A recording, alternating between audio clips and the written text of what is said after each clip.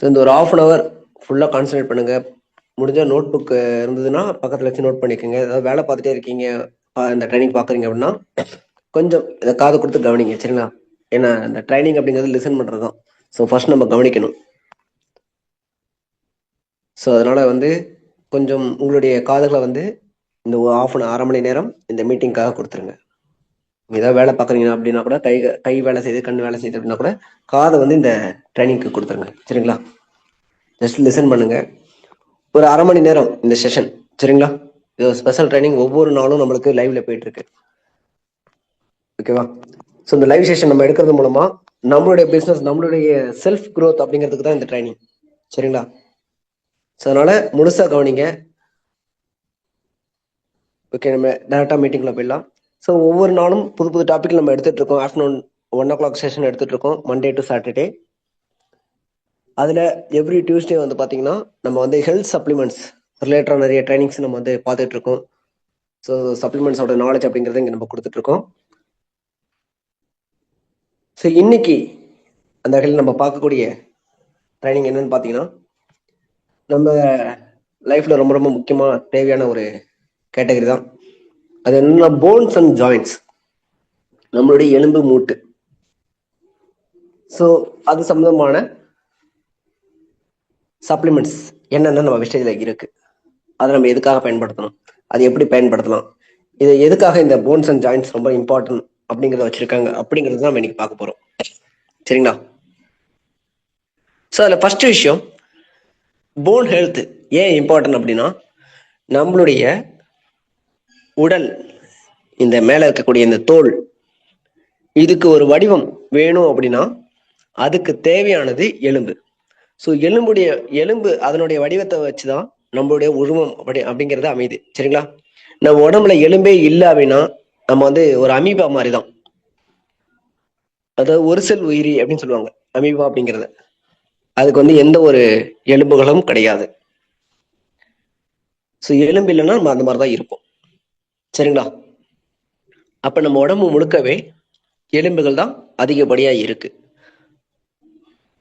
அதுக்கு அடுத்தபடியா பாத்தீங்கன்னா நரம்புகள், மற்ற உறுப்புகள், தசைகள் எல்லாமே சேர்ந்ததுதான் உடலா உருவாகுது.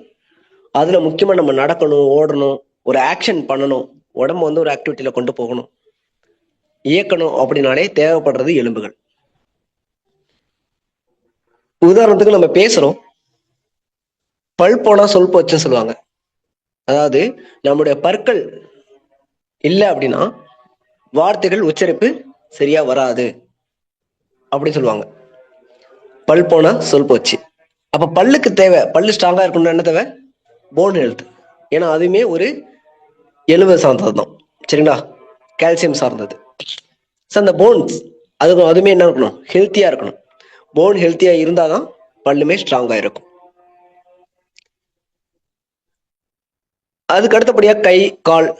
ஸோ நம்ம ஒரு வேலையை செய்யறோம், ஒரு பொருளை எடுக்கிறோம், ஒரு பொருளை தூக்கணும் அப்படின்னா நமக்கு என்ன தேவை?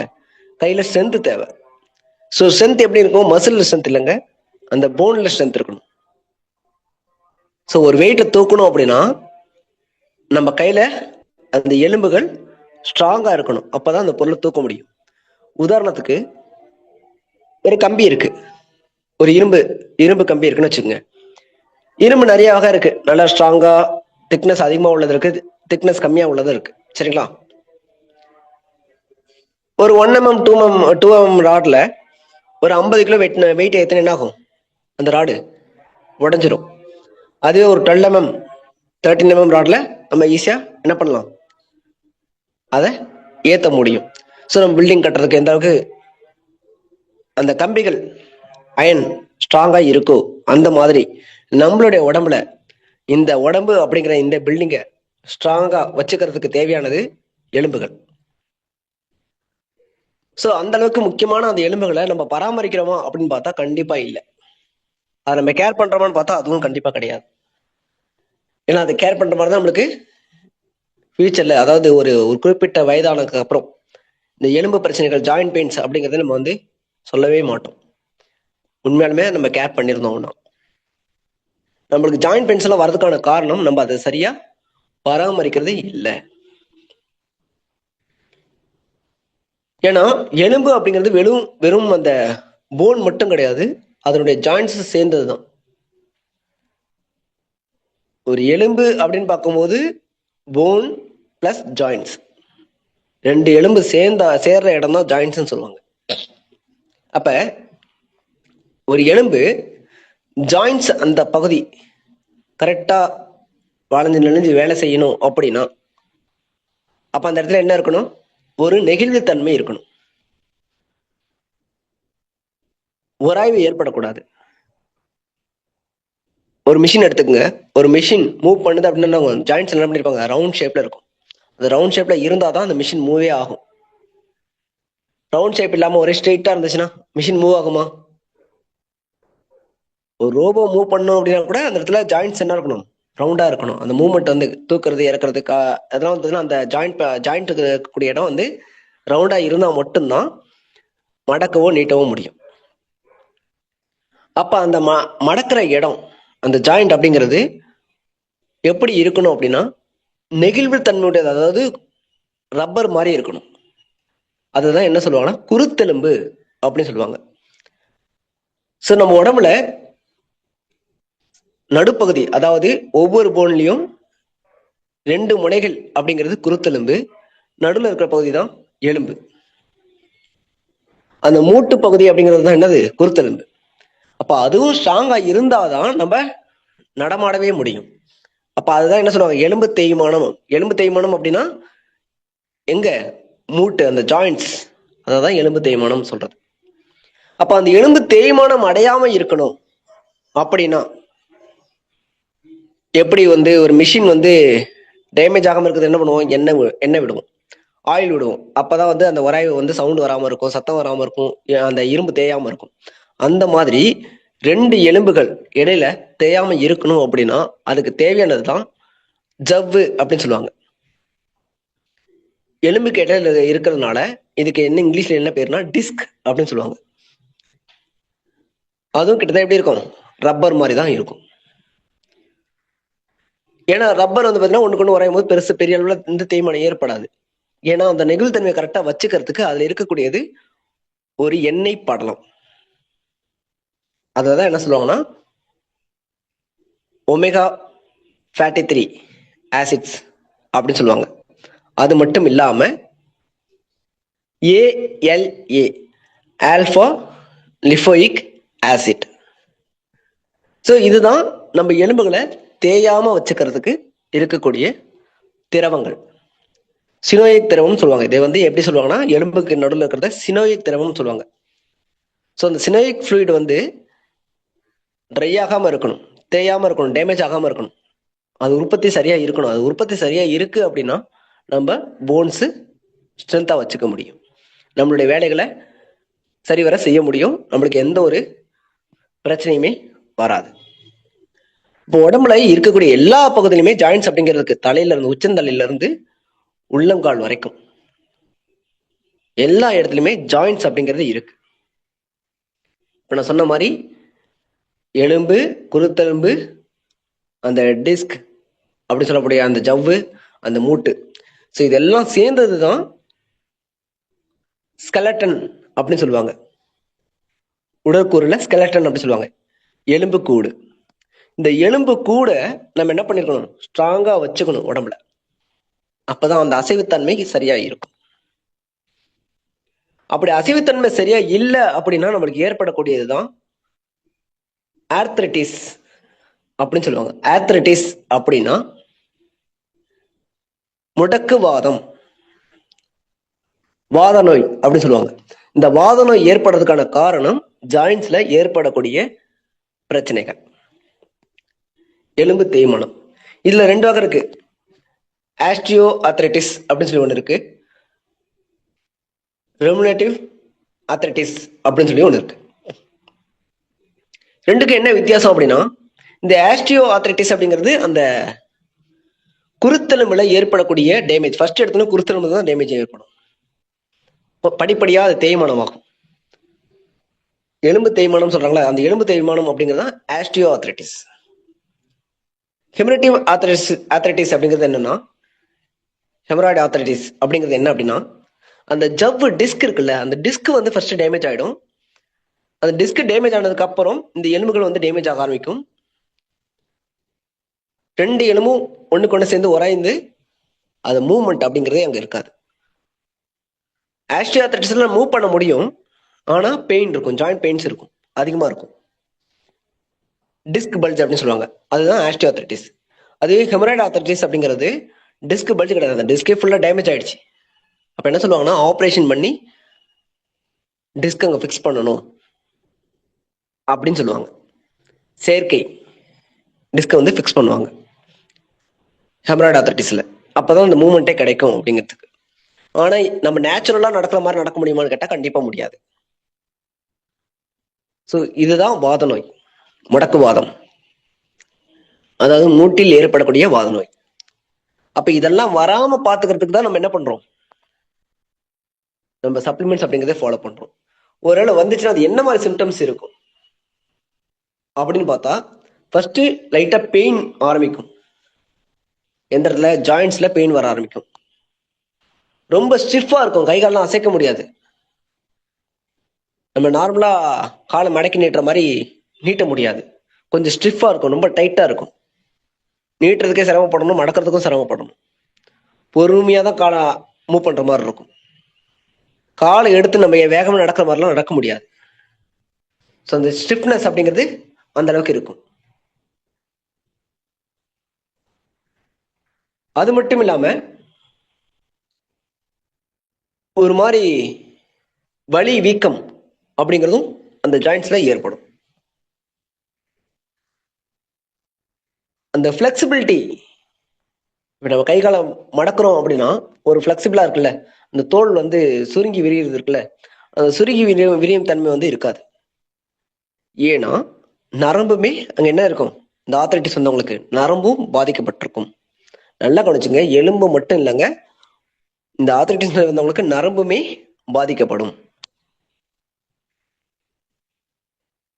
ஒரு சென்சேஷன் அந்த இடத்துல இருக்காது, ஒரு மாதிரி மறுத்து போன மாதிரி இருக்கும். ஏன் அப்படின்னா அங்க ரத்த ஓட்டம் இல்லை.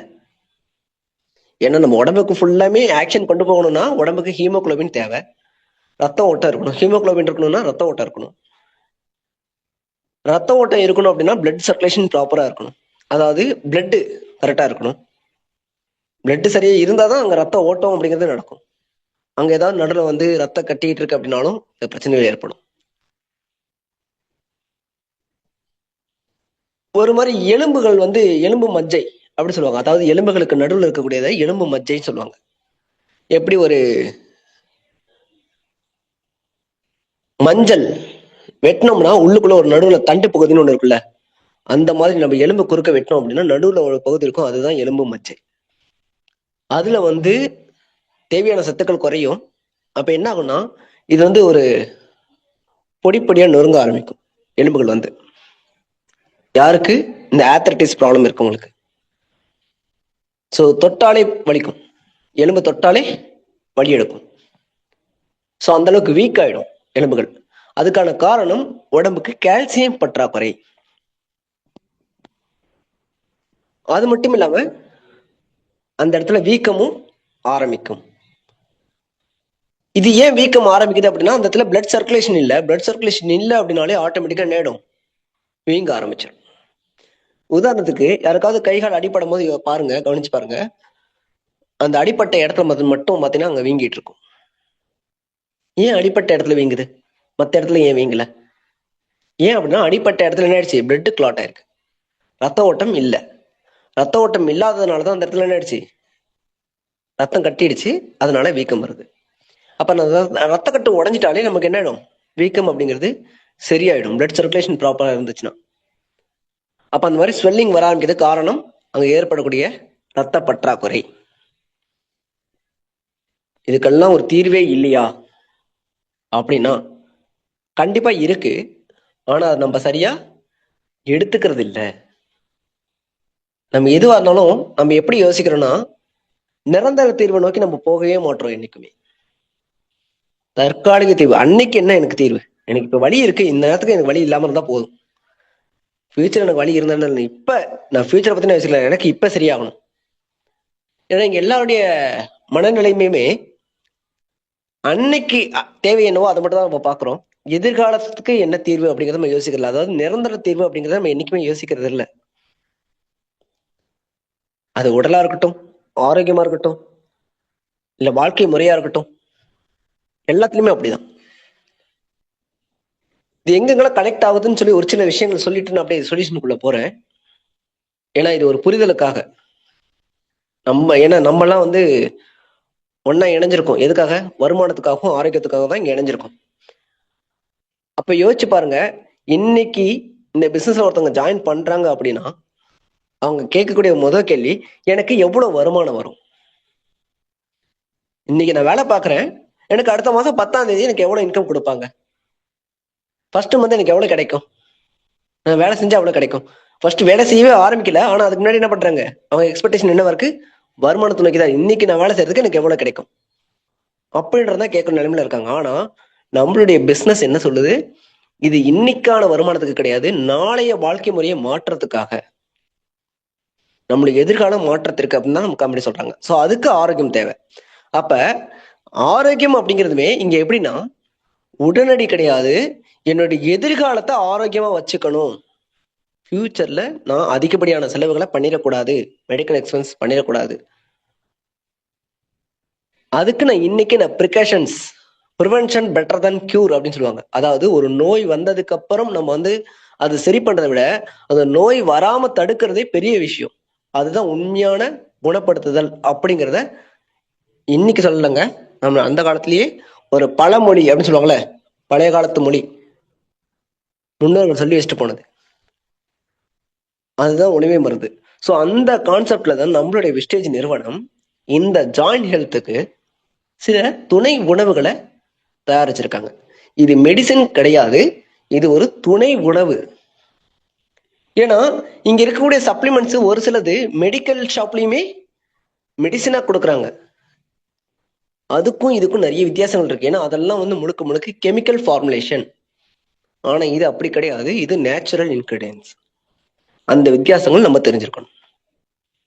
ஸோ அதே வகையில நம்ம விஷயத்துல இந்த ஜாயிண்ட் ஹெல்த்துக்கு இருக்கக்கூடிய முக்கியமான முதல் ப்ராடக்ட் எதுன்னு பாத்தீங்கன்னா வெஜ் கொலஜன். மொத்தம் 2 வகையான கொலஜன் இருக்கு, வெஜ் அண்ட் நான்வெஜ். நான்வெஜ் அப்படிங்கிறது என்னன்னா விலங்குகளுடைய கொழுப்புல நேச்சுரல் இருந்து எடுக்கக்கூடியது நான்வெஜ் கொலஜன். ஏன்னா உண்மையான கொலஜன் அப்படிங்கிறதே அதுதான். அப்ப இந்த அது எப்படிங்க? அப்ப வெஜ் கொலஜன் என்ன அப்படின்னா, இது தாவரங்களுடைய, நல்லா புரிஞ்சுங்க, தாவரங்களின் இருந்து எந்தெந்த தாவரங்கள் எல்லாம் இந்த கொலஜன் கண்டென்ட் இருக்கு அப்படிங்கிறத பார்த்து அதை எடுத்ததுதான் இந்த வெஜ் கொலஜன். முழுக்க முழுக்க தாவரங்கள் தான், பிளான்ட் பேஸ்ட்னு சொல்லுவாங்க. ஸோ இதுக்கும் அதுக்கு என்ன வித்தியாசம் அப்படின்னா, இந்த நான்வெஜ் கொலஜன் இது என்ன பண்ணும்னா உடம்புல அப்சர்ப்ஷன், அந்த உடம்புல போய் ஜீரணம் ஆயிட்டு அது போய் வேலை செய்யறதுக்கு கொஞ்சம் டைம் எடுக்கும். ஆனா வெஜ் கொலஜன் அப்படிங்கிறது வேகமா அப்சர்வ் ஆகும் உடம்புக்கு. சரி, இந்த கொலஜன் எதுக்காக அப்படின்னா, இது நேச்சுரலா நம்ம உடம்புல உற்பத்தி ஆகக்கூடியது. இந்த கொலஜன் அப்படிங்கிறது இதோட உற்பத்தி திறன் உடம்புல குறையும் போதுதான் நம்ம உடம்புல பிரச்சனைகள் அப்படிங்கிறது ஏற்படுது. அதுக்கு ஒரு சிம்டம்ஸ் சொல்லணும் அப்படின்னா, வயதான காலத்துல ஏற்படக்கூடிய தோல் சுருக்கங்கள். இந்த தோல் சுருக்கத்துக்கான காரணம் உடம்புல கொலஜன் பற்றாக்குறை. கொலஜன் உற்பத்தி ஆகிறது குறைஞ்சிருக்கு. இயற்கையாவே நம்ம உடம்புல உற்பத்தி ஆகக்கூடிய திறன் வந்து குறைஞ்சிருக்கு. அது எப்ப குறைய ஆரம்பிக்கும் அப்படின்னா, நேச்சுரலா அந்த உற்பத்தி திறன் குறைய ஆரம்பிக்கிறது 30 வயசுக்கு மேல. ஆனா பெண்களை பொறுத்த வரைக்கும் திருமணத்திற்கு பிறகு, குழந்தை பிறந்த பிறகு அந்த கொலஜனோட உற்பத்தி குறையுது அப்படின்னு சொல்லி ஒரு ஆராய்ச்சி அறிக்கை சொல்லுது. அப்ப இந்த கொலஜன் யாரெல்லாம் எடுத்துக்கலாம்னா, கண்டிப்பா பெரியவங்க அத்தனை பேருமே எடுத்துக்க வேண்டியது. இது வந்து வெறும் ஜாயின்ஸ் மட்டும் இல்லாம நம்முடைய தோள்களுக்கும் ரொம்பவே பயனுள்ளதா இருக்கிறது தான் இந்த வெஜ் கொலஜன் அப்படிங்கிறது, இந்த கொலஜன் அப்படிங்கிறதே. ஸோ கொலஜன் இருந்தாதான் நம்மளுக்கு உடம்புல நெகிழ்வு தன்மை அப்படிங்கிறது இருக்கும். உதாரணத்துக்கு நம்மளுடைய நரம்புகள் ஸ்ட்ரென்த் ஆகிறதுக்கும், ஸ்ட்ரென்த்தா இருக்கிறதுக்கும் சரி, இந்த ஜவ்வு, நான் சொன்னல மூட்டுகளுக்கு இடையில இருக்கக்கூடிய ஜவ்வு, ஸோ அந்த ஜவ்வு வந்து நெகிழ்தன்மையோட கரெக்டான அந்த இயங்கக்கூடியதா இருக்கட்டும், அதுக்கும் சரி, நம்முடைய தோள்கள் அதுக்கேற்ற மாதிரி எலாக்சிட்டியோட அந்த இயங்கக்கூடிய விஷயங்களுக்கா இருக்கட்டும், இது எல்லாத்துக்குமே அந்த எளிமையா இருக்கிறதுக்கும் சப்போர்ட் பண்ணக்கூடியதான் இந்த கொலஜன். அப்ப நம்மளுடைய வெஜ் கொலஜன் பார்த்தீங்கன்னா இதுல விட்டமின் சி இருக்கு, ரோஷிப் அப்படின்னு சொல்லக்கூடிய ஒரு தாவரனுடைய சாறுகள் அதையும் இதுல மிக்ஸ் பண்ணியிருக்காங்க. ஸோ இது ரெண்டும் சேர்ந்து என்ன பண்ணுதுன்னா நம்ம ஜாயிண்ட்ஸ்ல வலி வீக்கத்தை குறைக்குது. ஸோ அந்த வலி வீக்கத்தை இது குறைக்கிறதுனால, அது மட்டும் இல்லாம எலாக்சிட்டி கொடுக்கறதுனால, நெகிழ்தன்மை கொடுக்கறதுனால நம்மளோட உடம்புக்கு ஜாயிண்ட் பெயின்ஸ் வராம தடுக்கிறதுக்கு இது ரொம்பவே பயனுள்ளதா இருக்கு. ஸோ கண்ணு மூடிட்டு நம்ம என்ன பண்ணலாம், வெஜ் கொலஜனை சாஷன் பண்ணிடலாம். சுகர் ப்ராப்ளம் இருக்கவங்க முதற்கொண்டு இதை தாராளமா எடுத்துக்கலாம், இந்த வெஜ் கொலஜன் அப்படிங்கிறது. ஸோ அதனால நீங்க இதெல்லாம் பயப்படாது, இந்த வெஜ் கொலஜன் சாஷன் பண்றதுக்கு பயப்பட தேவையில்ல. அவங்க ஏதாவது எடுக்கிறதுக்கு பயப்படுறாங்களா, தாராளமா வெஜ் கொலஜன் கொடுங்க. ஜாயிண்ட் பெயின்ஸ் இருக்கு அப்படின்றாங்கன்னா வெஜ் கொலஜன் தாராளமா ஃபர்ஸ்ட் எடுத்தோடனே நீங்க கண்ணை மூடிட்டு சாஷன் பண்ணலாம். எந்த கேஸா இருந்தாலும் சரி, அவங்க எப்படிப்பட்ட கேஸா இருந்தாலும் சரி, அவங்களுக்கு நம்ம சாஷன் பண்ணிடலாம். ஒரே ஒரு நபர் தவிர்த்து, யாருன்னா இந்த கிட்னி ஃபெயிலியர் அப்படின்றாங்களே, கிட்னி ஃபெயிலியர் அவங்கள தவிர்த்து, அதை டயாலிசிஸ் பண்ணக்கூடிய பேஷண்ட்ஸ் தவிர்த்து இது எல்லாருக்குமே இதை நம்ம கொடுக்கலாம். ஜாயிண்ட் பெயின்ஸ் இருக்கக்கூடிய நபர்கள், கிட்னி ஃபெயிலியர் பேஷண்ட்ஸ் தவிர்த்து ஜாயிண்ட் பெயின்ஸ் இருக்கக்கூடிய நபர்கள், மற்ற நபர்கள் எல்லாருக்குமே இந்த வெஜ் கொலஜன் நம்ம கொடுக்க முடியும். அதுக்கு அடுத்து முக்கியமான ஒரு ப்ராடக்ட் என்னன்னு பாத்தீங்கன்னா கால்சியம். இவ்வளவு நம்ம பேசினதே நம்ம வந்து உடம்புல எலும்புகளை பத்தி பேசிட்டு இருந்தோம். ஸோ எலும்புகளுக்கு முக்கியமா தேவையானது விட்டமின் D3. ஏன்னா நம்ம சப்ளிமெண்ட்ஸ் எல்லாமே விட்டமின்ஸ் அண்ட் மினரல்ஸ். சப்ளிமெண்ட்ஸ் அப்படின்னாலே விட்டமின்ஸ், மினரல்ஸ் அண்ட் மூலிகைகள், தாவர மூலிகைகள் இதெல்லாம் சேர்ந்ததுதான் சப்ளிமெண்ட்ஸ், துணை உணவுகள்னு சொல்லுவோம். அதுல முக்கியமானது இந்த மாதிரி எலும்புக்கு ஜாயின்ஸுக்கெல்லாம் தேவைப்படுறது என்னன்னா விட்டமின்ஸ் அண்ட் மினரல்ஸ் ரெண்டுமே தேவை. அப்ப கால்சியம், எலும்பு வந்து ஸ்ட்ராங்கா இருக்கணும் அப்படின்னா அதுக்கு தேவையானது கால்சியம் கார்பனேட் அப்படின்னு சொல்லக்கூடிய விட்டமின் D3.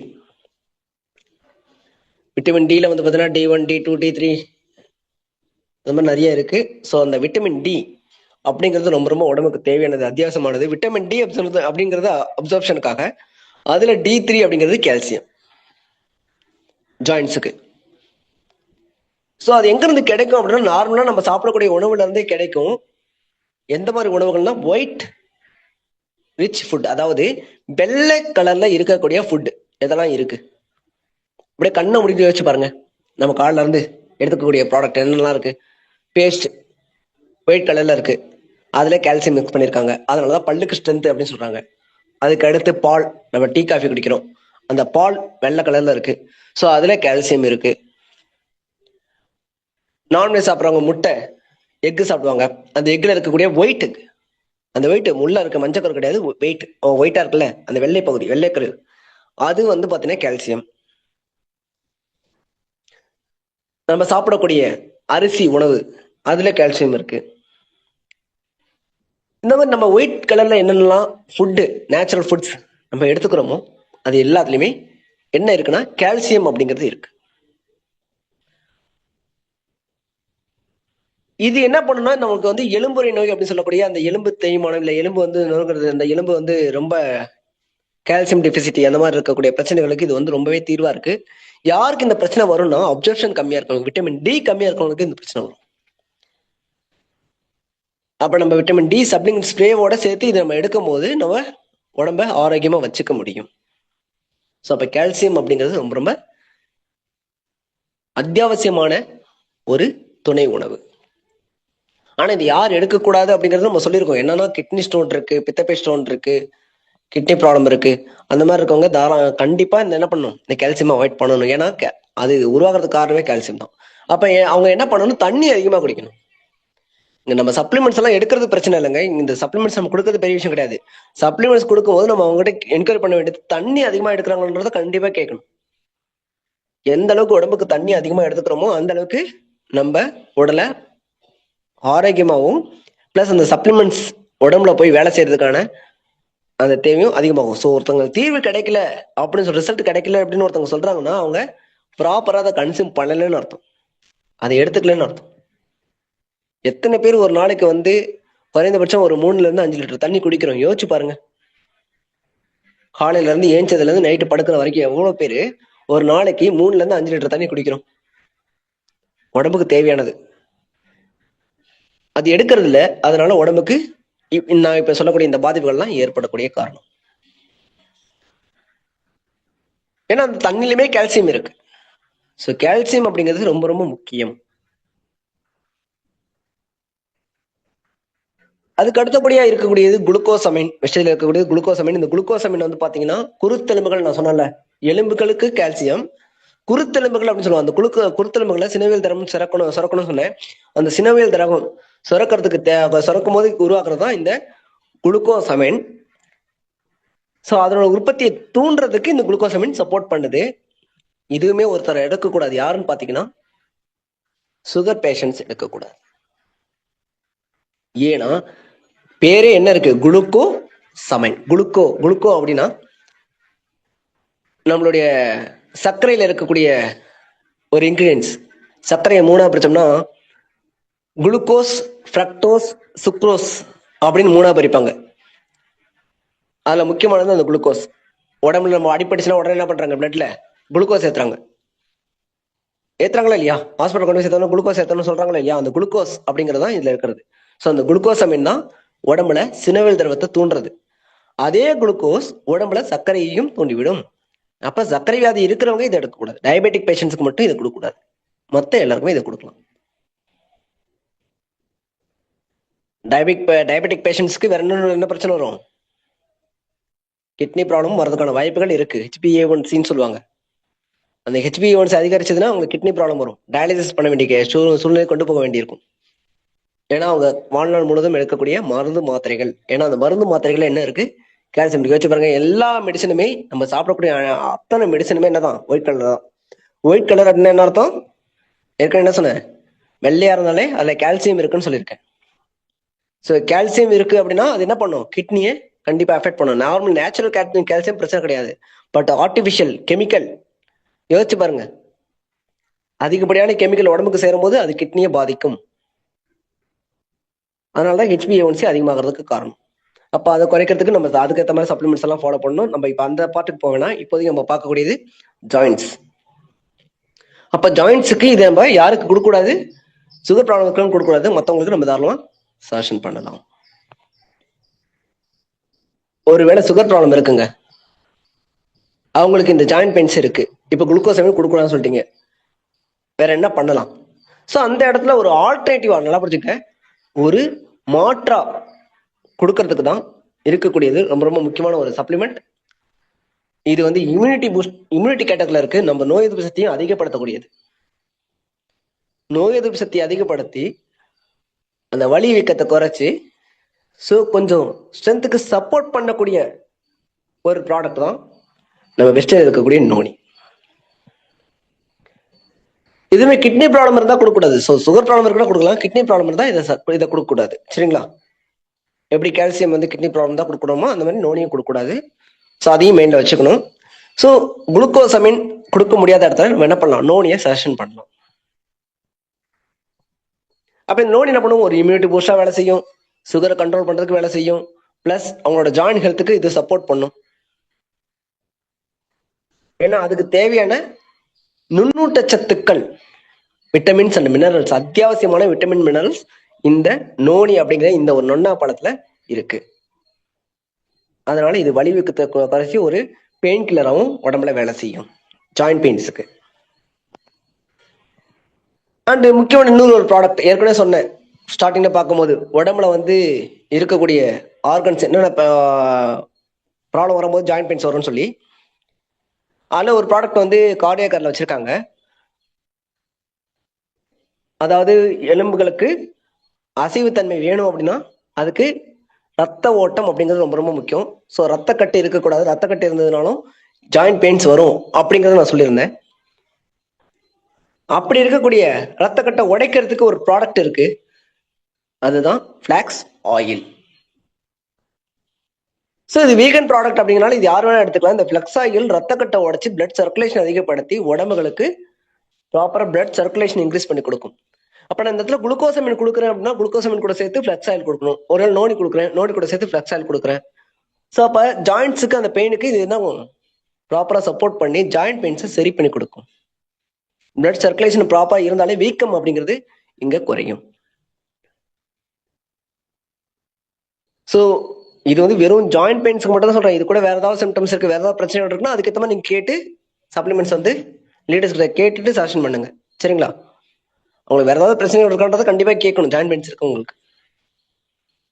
ஸோ இது வந்து கொழுப்பையும் குறைக்கும். ஸோ அதனால பிளட்ல இருக்கக்கூடிய அந்த கொழுப்பை குறைச்சி அந்த ஜாயின்ஸுக்கு போகக்கூடிய சத்துக்களை கரெக்டாக கொண்டு போய் சேர்க்கறதுக்கும். ஏன்னா கொழுப்பு சேருது அப்படின்னாலே நம்ம சாப்பிடக்கூடிய கால்சியம், அந்த எடுத்துக்கூடிய கால்சியம் வந்து போன்ஸுக்கு போய் சேராம கொழுப்பை போய் ஸ்ட்ரென்தன் பண்றதுக்கு சப்போர்ட் பண்ண ஆரம்பிச்சிடும். அப்போ கொழுப்பு அதிகமாக சேர்ந்தவங்க, உதாரணத்துக்கு இந்த ஹார்ட் ப்ராப்ளம் இருக்கு, ஹார்ட்ல வந்து பிளாக் இருக்கு, அவங்களுக்கு நம்ம கால்சியம் கொடுக்கக்கூடாது. ஏன்னா பிளாக் இருக்கவங்களுக்கு போய் கால்சியம் கொடுத்தோம்னா அந்த கால்சியம் என்ன பண்ணும், இன்னும் பிளாக் அதிகப்படுத்தும், அது இன்னும் ஸ்ட்ராங் ஆக்கி விடும். ஏன்னா கால்சியம் அப்படிங்கிறதே ஒரு ஸ்ட்ரென்த் கொடுக்கக்கூடியதான், உடம்புக்கு ஸ்ட்ரென்த் கொடுக்கக்கூடியதான் கால்சியம். அது உடம்புக்கு மட்டும் ஸ்ட்ரென்த் கொடுக்காதுங்க, நம்ம சாப்பிடக்கூடிய கெட்ட கொழுப்புகளுக்கும் ஸ்ட்ரென்த் கொடுக்கும். அந்த ஸ்ட்ரென்த்தை உடைக்கிறதுக்கு உள்ள ப்ராடக்ட் தான் இந்த ஃபிளாக்ஸ் ஆயில். அப்ப கால்சியம் அந்த இடத்துல நம்ம அவாய்ட் பண்ணிக்கணும் எப்ப பிளாக் இருக்கு அப்படின்னும் போது. சரிங்களா? இல்ல இதோட டோசேஜ் இன்க்ரீஸ் பண்ணணும். ஸோ ஃபிளக்ஸ் ஆயில் வந்து நான் ஏற்கனவே சொன்ன மாதிரி தான், இதுல ஆல்ஃபா லிபிக் ஆசிட் ALA அப்படின்னு சொல்லக்கூடிய இந்த திரவம் இதுல இருக்கு. அது மட்டும் இல்லாம ஒமேகா 3, ஒமேகா 6, ஒமேகா 9 அப்படிங்கக்கூடிய ஃபேட்டி ஆசிட்ஸ் இருக்கு. ஸோ அதனால கொழுப்பையும் கரைச்சி பிளட் சர்க்குலேஷன், அந்த கட்டியை கரைச்சி பிளட் சர்க்குலேஷன் ப்ராப்பரா போறதுக்கு இது சப்போர்ட் பண்ணும். அப்ப நம்ம ஜாயிண்ட் ஹெல்த்தை நம்ம ப்ராப்பரா பார்த்துக்க முடியும். இதுக்கு ஆல்டர்னேட்டா இருக்கக்கூடிய ஒரு நான்வெஜ் ப்ராடக்ட் தான் krill oil. So krill oil பயன்படுத்துறவங்களுக்கு ஃபிளக்ஸ் ஆயில் நீட் இருக்கா அப்படின்னு கேட்டால் அந்த அளவுக்கு அவசியம் கிடையாது. ஏன்னா கிர்ல் ஆயில் நம்ம 1 டைம் தான் எடுப்போம், பட் ஃபிளக்ஸ் ஆயில் 3 டைம்ஸ் எடுப்போம். ஸோ அதனுடைய எஃபர்ட் பத்தலை அப்படின்னும் போது நம்ம ஃபிளக்ஸ் ஆயில் சேர்த்து எடுக்கலாம் இந்த இடத்துல. ஏன்னா ஏற்கனவே சொன்னதுதான், வெஜிடேரியன் பொறுத்த வீகன் ப்ராடக்ட்டை பொறுத்த வரைக்கும் என்னது, அப்சர்ப்ஷன் அதிகம், வேகமா அப்சர்வ் பண்ணும் உடம்புல. ஸோ அதனால சேர்த்து எடுத்துக்கலாம், கிர்ல் ஆயில் ஃபிளக்ஸ் ஆயில் சேர்த்து எடுத்துக்கலாம். சரிங்களா? ஸோ அதோட முக்கியமானது, உடம்பு வந்து இந்த ஜாயிண்ட் ஹெல்த்துக்கு தேவையானது மினரல்ஸ் பற்றாக்குறை இருந்தாலுமே ஜாயிண்ட் ப்ராப்ளம் வரும். ஸோ அந்த மினரல்ஸ் எல்லாமே எங்க இருக்கு அப்படின்னா நம்ம வெஸ்டேஜில் இருக்கக்கூடிய CMDல இருக்கு. ஸோ CMD தாராளமா என்ன பண்ணலாம், நம்ம கன்சியூம் பண்ணிக்கலாம். ஸோ CMD டெய்லியும் வந்து தண்ணியில மிக்ஸ் பண்ணி எடுக்கும் போது நம்ம உடம்புக்கு தேவையான விட்டமின்ஸ் அண்ட் மினரல்ஸ் அப்படின்றது ரொம்ப முக்கியம். மினரல்ஸ் தான் CMD இருக்கிறது மினரல்ஸ். ஸோ மினரல்ஸ் உடம்புல போய் சேரும் போது தேவையான zinc, iron, chromium, magnesium, calcium எல்லாமே, எல்லா சத்துக்களும் அந்த CMD மூலமா உடம்புக்கு தேவையான 64 வகையான சத்துக்கள் உடம்புக்கு அதுல கிடைச்சிடும். கிட்டத்தட்ட 300 மினரல்ஸ் அதுல இருக்கு. அதுல உடம்புக்கு அத்தியாவசியம் தேவைப்படுறது 80 மினரல்ஸ். அதுல 64 மினரல்ஸ் ரொம்ப ரொம்ப இம்பார்ட்டன்ட் மினரல்ஸ், அத்தியாவசியம் சொல்லப்படக்கூடிய மினரல்ஸ். அது எல்லாமே இந்த CMD மூலமா கிடைச்சிடும், கான்சென்ட்ரேட் மினரல் டிராப்ஸ். ஸோ அப்ப ஜாயிண்ட் ஹெல்த்துக்கு தாராளமா CMDயும் சஜஷன் பண்ணலாம். இது யார் எடுக்கக்கூடாது அப்படின்னா ஏற்கனவே சொன்ன மாதிரி தான், கிட்னி ப்ராப்ளம் உள்ளவங்க மட்டும் இதை அவாய்ட் பண்ணணும். அடுத்து ஃபைனலா நம்ம பார்க்கக்கூடியது, ஃபர்ஸ்ட் நம்ம ஸ்டார்ட் பண்ணும்போது ஒன்று பார்த்தோம், பல்லு. அந்த பல்லும் கால்சியம் தான். ஸோ கால்சியம் பற்றாக்குறை வந்துச்சுன்னா கண்டிப்பா பல்லுல பாதிப்பு ஏற்படும். அந்த பல்லுல பாதிப்பு ஏற்படாமல் தவிர்க்க நம்ம வெஸ்டேஜில் இருக்கக்கூடிய ஒரு one of the greatest product தான் இந்த கேனோ டூத் பேஸ்ட் அப்படிங்கிற இந்த ப்ராடக்ட். இது கேனோ மஷ்ரூம்ல தயாரிச்சனால அந்த எலும்பு, குருத்தெலும்பு, நான் சொல்லியிருக்கேன் ஜாயிண்ட்ஸ்.